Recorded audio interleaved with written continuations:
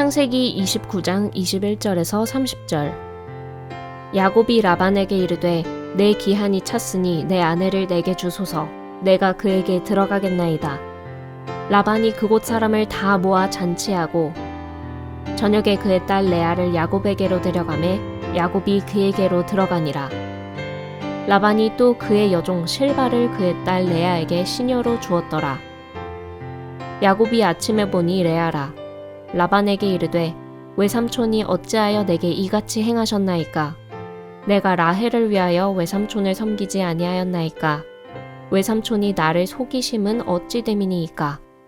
라반이 이르되 언니보다 아우를 먼저 주는 것은 우리 지방에서 하지 아니하는 바이라. 이를 위하여 7일을 채우라. 우리가 그도 네게 주리니 내가 또 나를 7년 동안 섬길지니라. 야곱이 그대로 하여 그 7일을 채우매 라반이 딸 라헬도 그에게 아내로 주고 라반이 또 그의 여종 빌하를 그의 딸 라헬에게 주어 시녀가 되게 하매 야곱이 또한 라헬에게로 들어갔고 그가 레아보다 라헬을 더 사랑하여 다시 7년 동안 라반을 섬겼더라.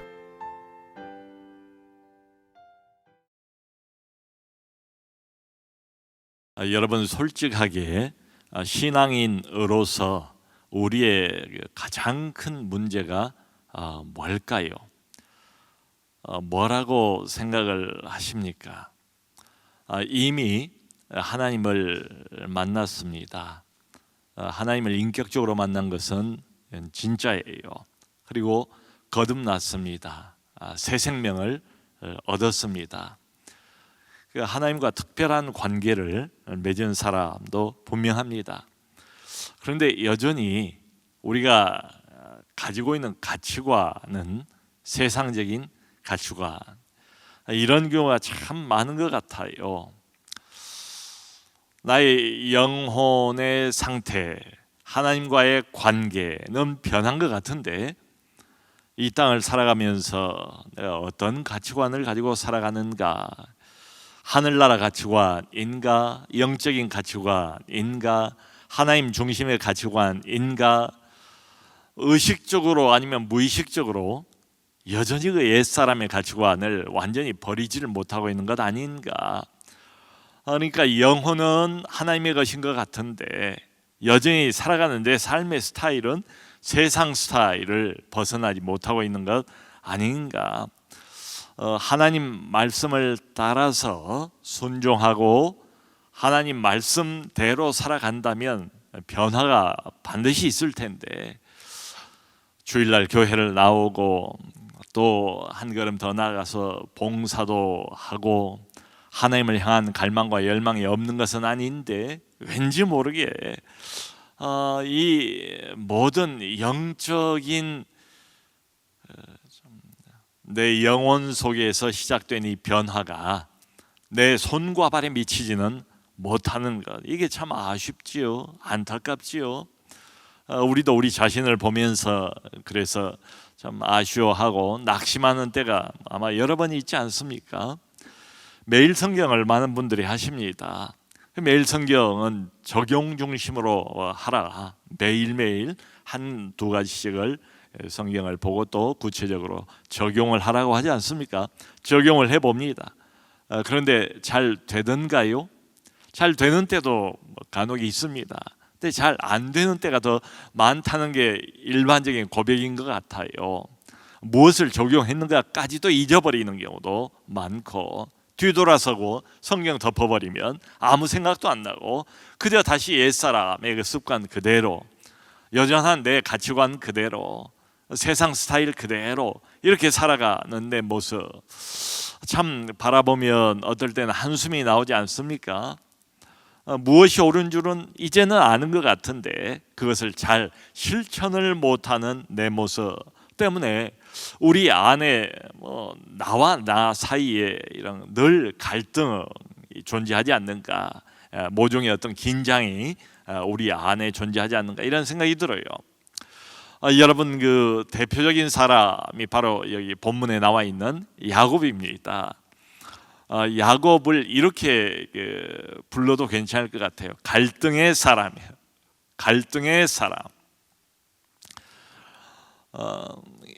형인 에서하고의 갈등이 있었지요.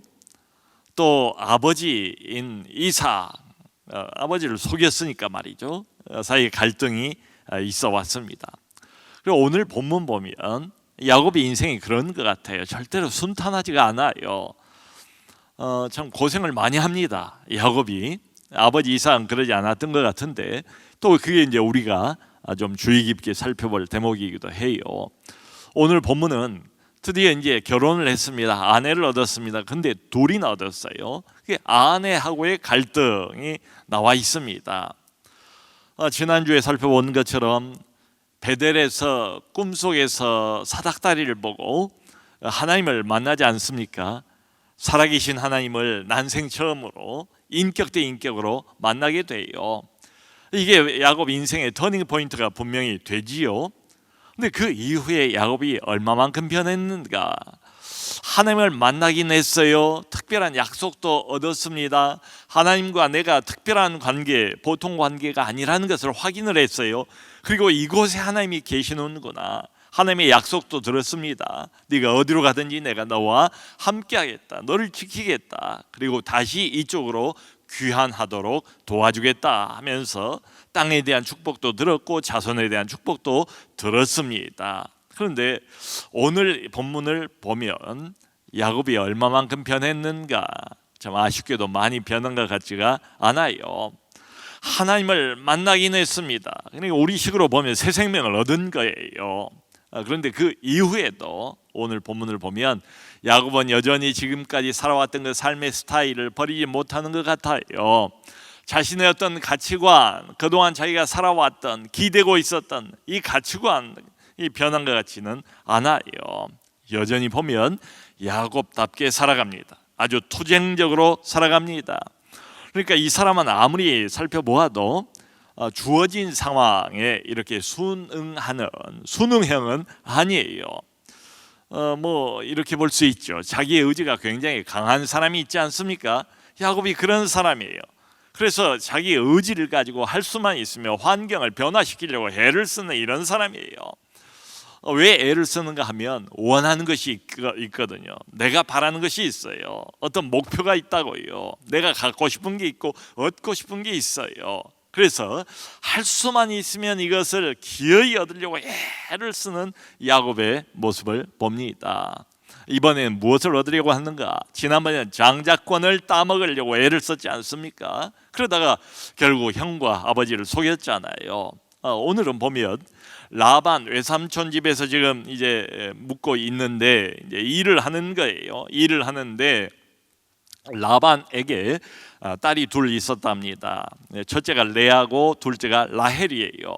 근데 레아에 비해서 라헬이 훨씬 더 아리답고 고왔다고 여기 성경에 나와 있어요. 그러니까 야곱이 자연스럽게 라헬에게 마음이 끌렸는가 봐요. 라헬을 더 사랑했대요. 그래서 이 라헬을 얻기 위해서 말하자면 외삼촌하고 정식으로 계약을 맺은 겁니다. 내가 외삼촌을 위해서 7년 동안 열심히 최선을 다해 일을 할 터이니 라헬을 나에게 주세요. 그래서 외삼촌도 그것을 약속을 했습니다. 그리고는 7년이 적은 세월은 아니잖아요. 무려 7년을 열심히 라헬을 얻기 위해서, 이게 야곱입니다. 목표가 정해지면 집요해요. 포기를 못합니다. 앞으로 전진합니다. 불도저처럼 일했는데 얼마나 이 라헬을 사랑을 했던지 며칠같이 여겨졌다 이렇게 나왔어요.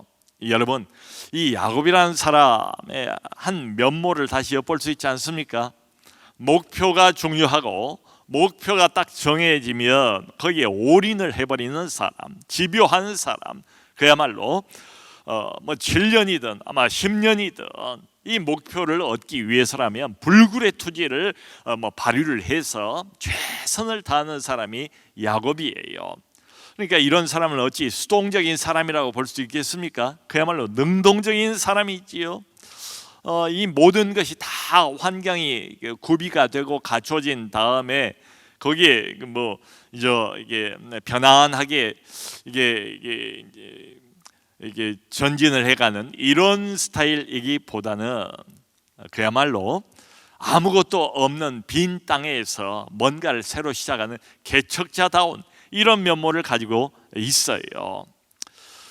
여러분, 자기 인생을 이게 개척해 가는 것처럼 보이는 사람들이 있지 않습니까? 우리는 이제 그걸 자수성가한 사람이라고 부르잖아요. 이게 우리 사회에서는 미덕입니다. 아무것도 없어요. 사실은 원래 이 사람은 뭐 그런 출신이 아니에요. 그럼에도 불구하고 어떤 목표를 정하고 열심히 일하고 최선을 다하고 그리고 기어이 원하는 것을 얻어내는 사람들, 성공하고 꿈을 이루는 이런 사람들 있습니다. 우리 주변에도.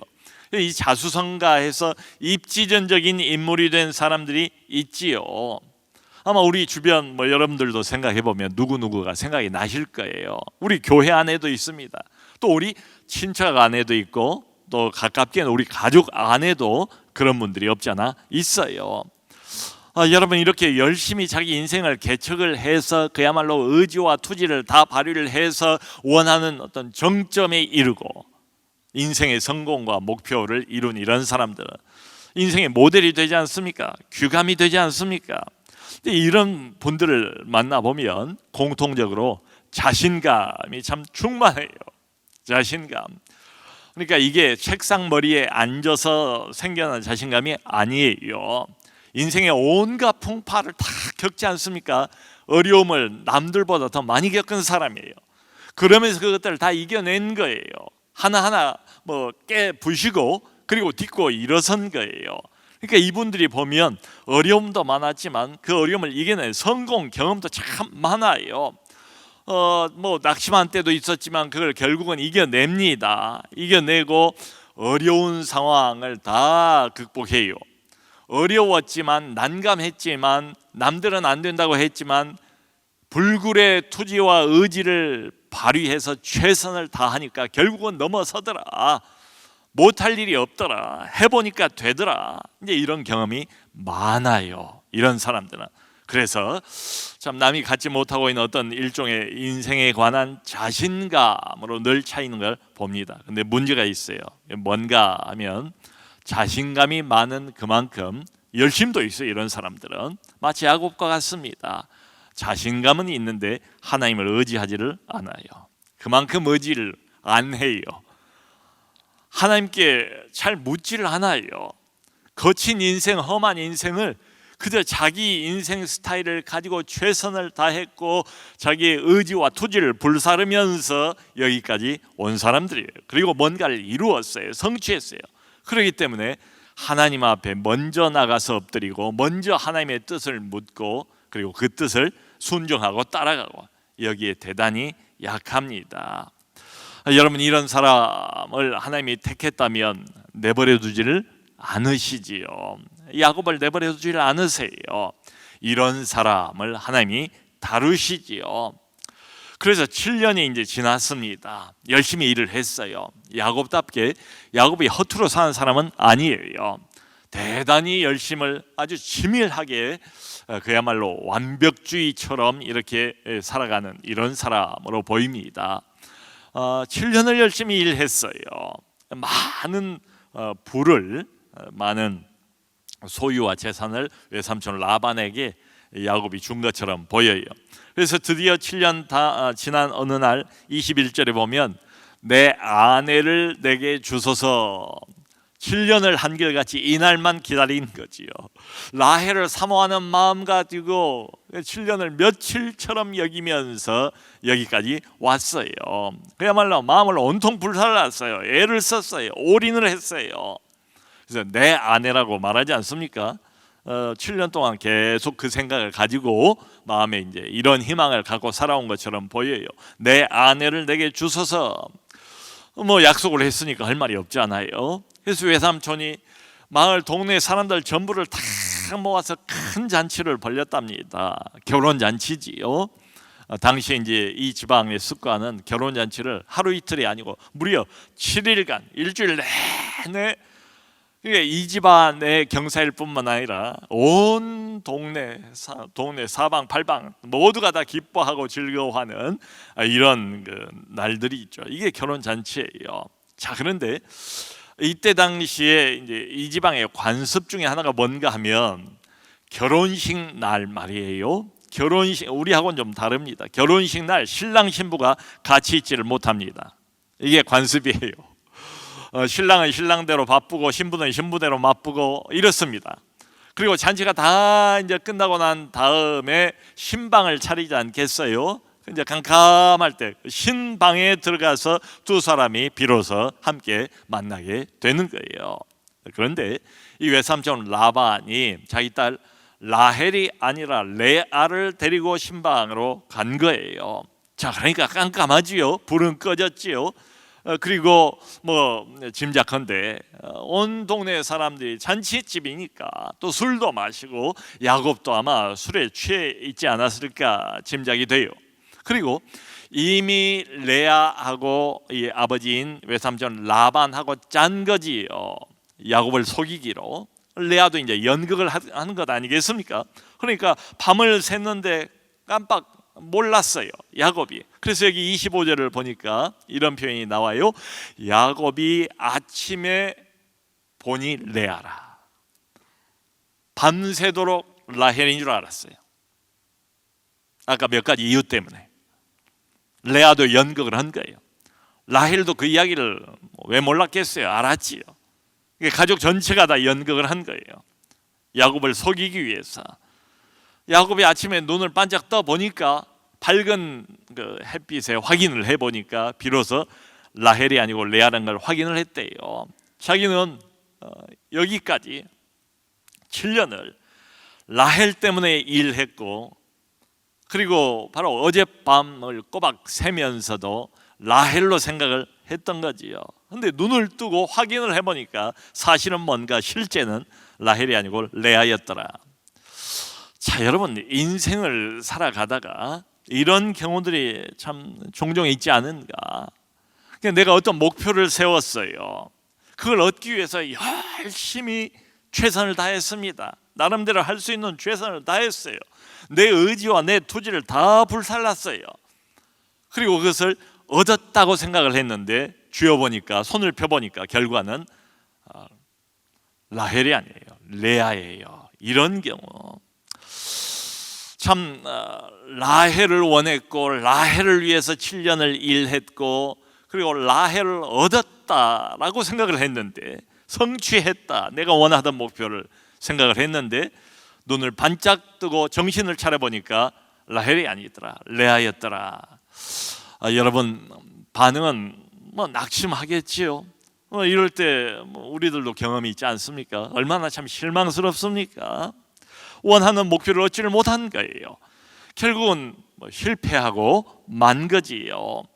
7년 동안 참 하루하루 열심히 살아왔고 노력을 했지만은 허사로 물거품이 되고 말았습니다. 그래서 이 외삼촌 라반이 또 아주 좀 간교한 사람이에요. 야곱이 일 잘하는 것을 7년 동안 봐왔거든요.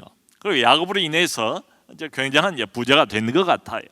그러니까 야곱을 7년 동안 더 부려먹기 위해서 라헬도 너에게 주겠다, 줄 테니까 앞으로 7년을 더 나를 위해서, 이 집안을 위해서 봉사를 하라, 이렇게 나온 거예요. 라헬이라는 자기가 원래 가졌던 이 목표를 놓칠 수가 없지요. 7년을 앞으로 더 일을 하게 생겼습니다. 여러분, 야곱이 얼마나 치밀한 사람입니까? 치밀한 사람도 이렇게 당할 수가 있다고요. 야곱이 얼마나 영리한 사람입니까? 영리한 사람도 이렇게 당할 수가 있다고요. 영리한 사람은 그리고 자기중심이잖아요. 여전히 자기의 어떤 삶의 스타일이 완전히 달라진 건 아니에요. 자기중심이에요. 득이 될 게 뭔지, 손해가 뭔지를 금방 눈치채는 사람이 야곱이에요. 참 이게 목표를 이루기 위해서 지금까지 치밀한 계획을 나름대로 세우면서 이렇게 살아왔는데 자기도 모르는 사이에 그냥 꼼짝없이 당하고 만 거지요. 여러분, 야곱 같은 사람에게 있어서 7년이라는 불필요한 노동력, 이건 얼마나 참 아까운 손해입니까? 그야말로 자기의 또 다른 목표가 있고 또 다른 목표가 있는데 그것을 이루고 또 이루어 나가기 위해서는 시간을 아껴하잖아요. 시간 낭비해서는 안 되잖아요. 그런 거 계산을 다 하고 이제 노력을 쏟아야 할 때 쏟는 사람이 야곱 아닙니까? 팥죽 한 그릇에도 계산을 다 해서 형이 배고플 때 딱 그 시간을 맞춰가지고 팥죽을 끓이고 있다가 들어오면은 그때 장자권하고 내가 교환을 해야 되겠다, 뭐 이런 등등의 계산을 다 갖고 있는 사람이에요. 근데 이게 웬일입니까? 7년이라는 많은 세월을 또 더 불필요한 노동력, 시간 낭비를 해야 되게 생겼어요. 여러분, 근데 다른 관점에서 바라보면 과연 이게 그냥 된 일일까요? 우연히 일어난 일일까요? 물론 무대 전면에는 외삼촌 이기적이고 역시 자기중심이고 남을 자기 이득을 위해서는 속일 수도 있는 외삼촌도 있고 라헬도 있고 레아도 있고 야곱도 그 무대 위에 올라와 있습니다. 그런데 그 무대 밑에서 사실은 이 모든 것을 다 지켜보시고 이 한편의 드라마를 끌고 가시는 분이 따로 계시지 않습니까? 이건 우리가 믿음의 관점을 가지고 바라보면 절대 우연이 아니지요. 어쩌다 그냥 일어난 일이 아니지요. 소위 말하는 야곱이 재수가 없어서 잘못 걸려들었다, 이런 게 아니지요. 하나님의 간섭이지요. 하나님의 개입이지요. 말하자면 실패를 통해서 이 사람 야곱, 선택한 하나님의 백성, 구원의 계보를 이은 이 사람을 하나님이 낮추시는 장면이죠. 여러분, 우리도 그렇지 않습니까? 인생이라는 게 내가 계획했던 대로 다 되면 어떻게 될까요? 내가 원했던 라헬, 내 목표로 갖고 있었던 라헬, 7년 뒤면 내가 반드시 그 여자를 아내로 얻을 거야.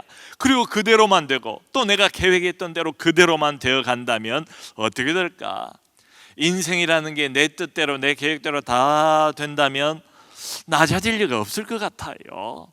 오히려 아까 그 어려움과 시련을 다 의지와 투지로 다 극복하고 이겨낸 그런 사람들, 자수성가한 사람들이 갖는 공통적인 특징이 뭡니까? 자신감이에요. 내가 계획했던 대로, 목표를 세웠던 대로 열심히 합니다. 최선을 다합니다. 그러면 안 되는 게 없는 거예요. 다 성공해요. 다 성취해요. 목표 내가 다 계획했던 대로 다 얻어냈어요. 그렇다면 그 사람이 과연 낮아지겠는가?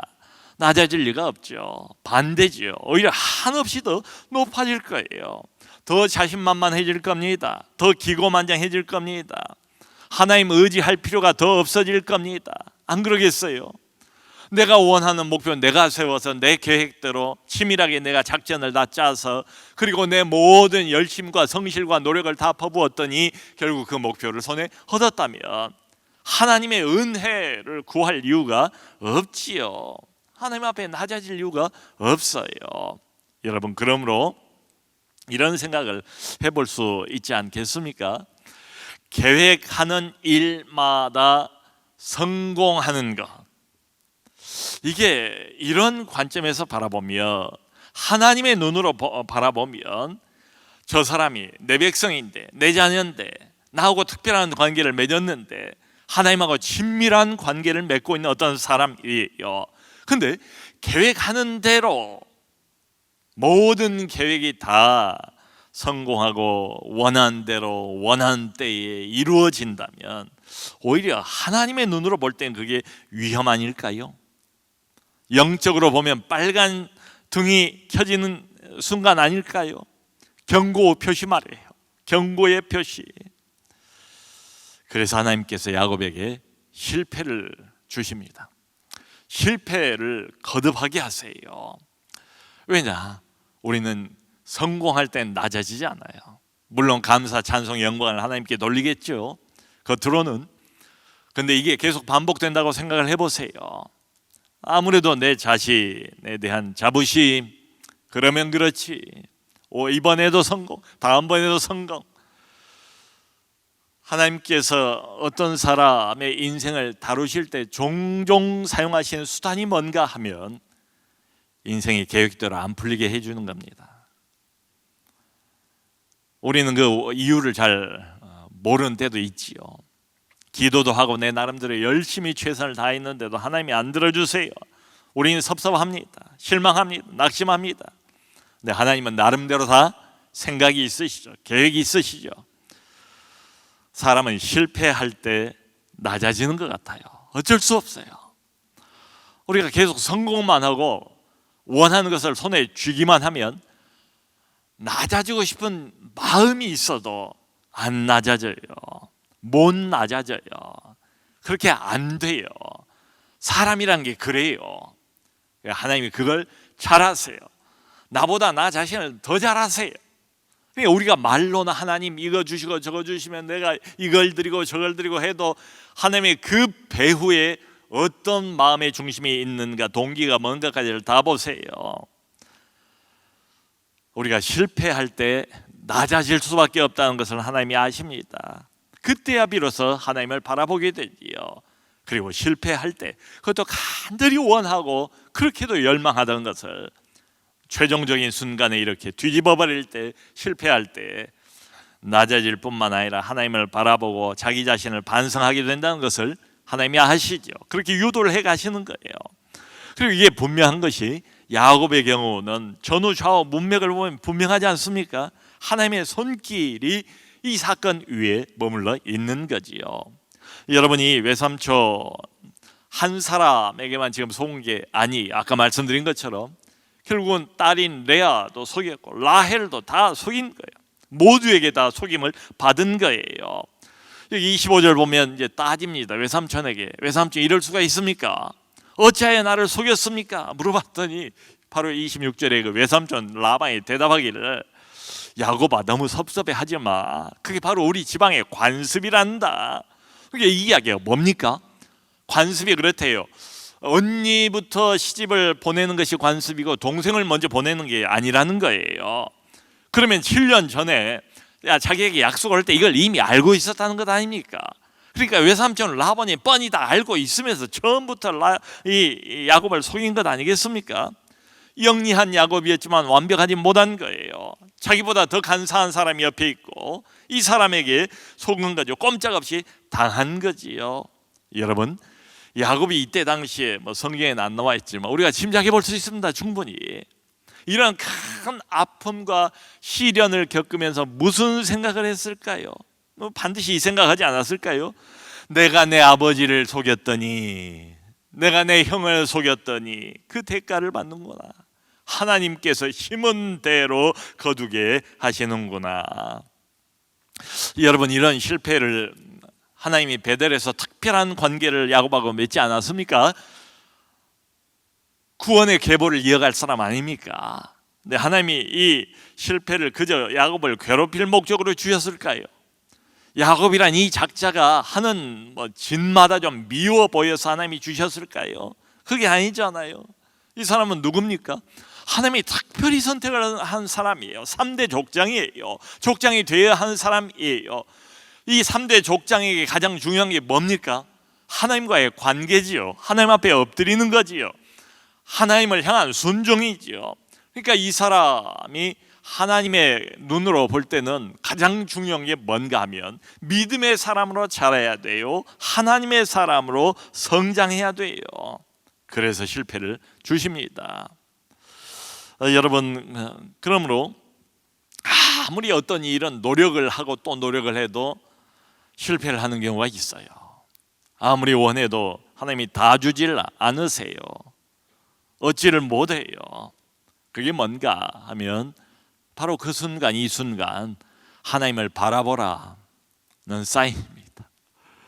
네가 원하는 그 세상의 목표 말고 네 인생은 네 것이 아니라고 너도 고백하지 않니? 그래서 정말로 너의 목표를 어디에 두고 있는가? 하나님을 바라보라. 너 자신을 낮추라는 사인이죠. 바로 이럴 때 내가 그토록 원했던 눈앞의 목표만 계속 쳐다보고 있으면 어떤 생각이 들까요? 낙심하게 되죠. 좌절하게 되죠. 하나님을 원망하게 되죠. 이럴 때야말로 겸손히 자신을 낮추고 이 모든 것 배후에 있는 하나님의 손길을 봐야 되지 않겠습니까? 이런 때야말로 세상의 목소리가 아니라 하나님이 나에게 주시는 메시지를 들어야 되지 않겠습니까? 여러분, 우리는 거듭났어요. 새 생명을 얻었어요. 그럼에도 불구하고 야곱과 같은 면이 너무도 많지 않습니까? 열심히는 살아요. 그런데 자기 열심이에요. 자기 목표예요. 하나님에게는 별 관심이 없어요. 하나님과 대화하지도 않아요. 하나님의 뜻이 뭔가 여기에 관해서 이걸 물어보지도 않아요. 그리고 실패합니다. 그리고 안 될 때 우리는 실패한 복판에서 비로소 하나님을 찾게 되지요. 하나님의 음성에 그때는 내가 원치 않아도 그때는 하나님의 음성이 크게 들려요. 귀를 기울이게 됩니다. 여러분, 우리는 하나님과 특별한 관계를 맺은 사람들입니다. 하나님의 지극한 사랑을 받고 있는 사람들도 있는 것도 맞아요. 그럼에도 불구하고 여전히 야곱처럼 인간적인 면들이 너무 많아요. 인간적인 면들이 너무 강해요. 시련하고 실패는 바로 하나님께서 우리가 여전히 아직도 달고 살아가고 있는 이 인간적인 면들을 지하시는 수단으로 종종 사용을 하십니다. 이게 사라져야 되죠. 인간적인 면들이 좀 없어지고 너무 인간적으로 강한 부분들이 좀 사라지고 거기가 비어야 됩니다. 비어야지 그 안에 빈 공간에 하나님이 은혜로 채우지요. 하나님 자신으로 채우지 않겠습니까? 그저 내 것으로 꽉 차 있고 내 목표로 꽉 차 있고 내 성격으로 꽉 차 있으면 하나님의 은혜가 비집고 들어갈 틈이 없지 않겠어요? 하나님의 계획이 비집고 들어갈 틈이 없지 않겠어요? 하나님 자신이 제발 좀 비워다오. 내가 좀 들어가서 네 안에서 너와 함께 살 수 있도록 이렇게 말씀하시지 않겠습니까? 성도 여러분, 야곱 자신이 자기 눈으로 볼 때는 인간적으로 이게 실패라고 볼 겁니다. 그런데 이 성경을 이렇게 전후좌우를 읽어보면 하나님의 관점으로 보면 꼭 실패가 아니에요. 야곱이 이 일을 통해서 아내 두 사람을 얻습니다. 두 여종을 얻습니다.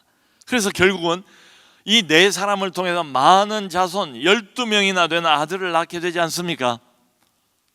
야곱은 비록 실패했지만 이 인간적인 참 좋지 않은 이런 면들을 우리는 보면서 이게 무슨 일인가, 야곱이 참 안 됐구나 라고 생각을 할 수도 있지만 인간들의 이런 실수와 실패를 통해서 하나님은 자기의 약속을 이루어 가시는 장면이 있죠. 실패는 인간이 합니다. 실수도 인간이 합니다. 그런데 하나님은 배후에서 이런 인간들의 실수와 실패까지도 다 합력해서 자신이 했던 그 약속을 이루어 나가십니다. 선을 이루어 나가시는 하나님, 하나님이 우리를 사랑하시고 놓치지 않습니다. 너는 내 것이라고 말씀하십니다.